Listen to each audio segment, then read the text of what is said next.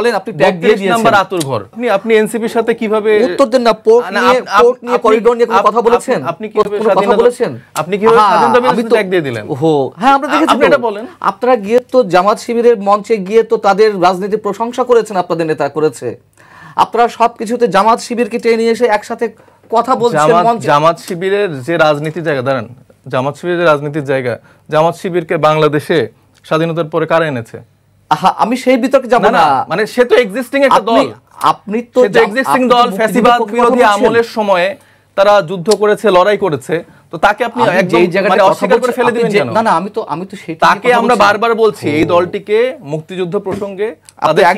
একবার ফ্যাসিবাদের বিচার চাচ্ছেন অবশ্যই চান আমরাও চাই না কিন্তু আমরাও চাই যুদ্ধাপরাধের বিচার চেয়েছেন হ্যাঁ চাবো না কেন কোথায় চেয়েছেন আপনি যে নাসরুদ্দিন পাটোয়ারির কথা বললেন এই যে একদিন আগে এর আগে আমরা তো ডে 1 থেকে বলছি যে জামাতকে অবশ্যই তাদের রিপ্লেস করার 71 জামাতকে অবশ্যই তাদের 71 কে ক্লিয়ার করে আসতে হবে মুক্তিযুদ্ধের স্মৃতি চিহ্নগুলো যে নিদর্শনগুলো যে ভেঙে ফেলা হলো একটা প্রতিবাদ করা হয়েছে কে প্রতিবাদ করে না কে বলছে করে নাই দেখান তো আমাকে আমাদের চ্যালেঞ্জ নিয়ে বললাম হ্যাঁ আমাদের থেকে করেননি কথা আমি চ্যালেঞ্জ নিয়ে বলছি ভাই আমি চ্যালেঞ্জ করে বলছি আপনি জানার আপনার মানে বলুন আপনি বলুন কিন্তু বলুন আমরা অবশ্যই প্রতিবাদ করছি কেন করব না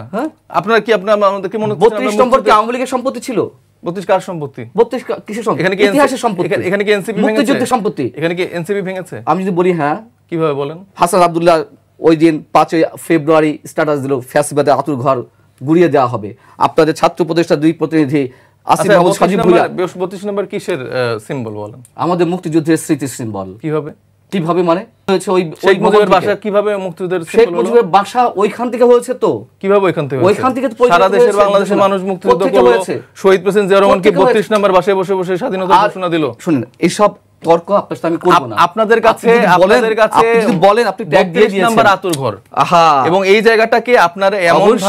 এমন ভাবে সিম্বলাইজ করেছেন শুনুন এই জায়গাটাকে আপনারা এমন ভাবে সিম্বল এই দায়ভার তো আপনাদের আচ্ছা বলতে পারেন এই দায়ভার আপনাদের নেতার শেখ হাসিনা ওনাদের আমি বলি কেন এটা হয়েছে আমি আপনার সাথে তর্কে যাব না আমার তর্কে যাওয়াটা মানা আপনি যাবেন না আপনি পরে বলুন এই জায়গাটা এই 32 নম্বরের জায়গাটা তারা যেভাবে আসলে মানে ধারণ করে রাখছিল এবং যেভাবে আসলে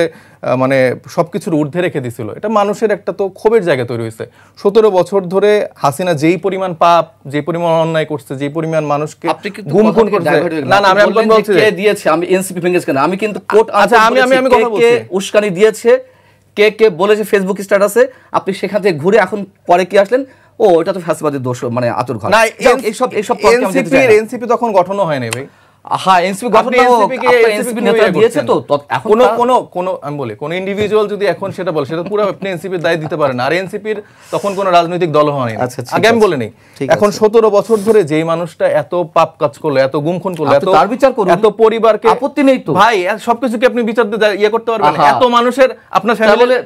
আপনার ফ্যামিলির কেউ মারা গেছে আপনি মুক্তিযুদ্ধের স্তম্ভগুলো সব নিদর্শনগুলো ভেঙে ফেলবেন মুক্তিযুদ্ধের স্তম্ভ এটা না 32 নম্বর মুক্তিযুদ্ধের কোন স্তম্ভ না ওটা কি এটা হচ্ছে যে ফ্যাসিবাদের একটা কারখানা যাও আপনার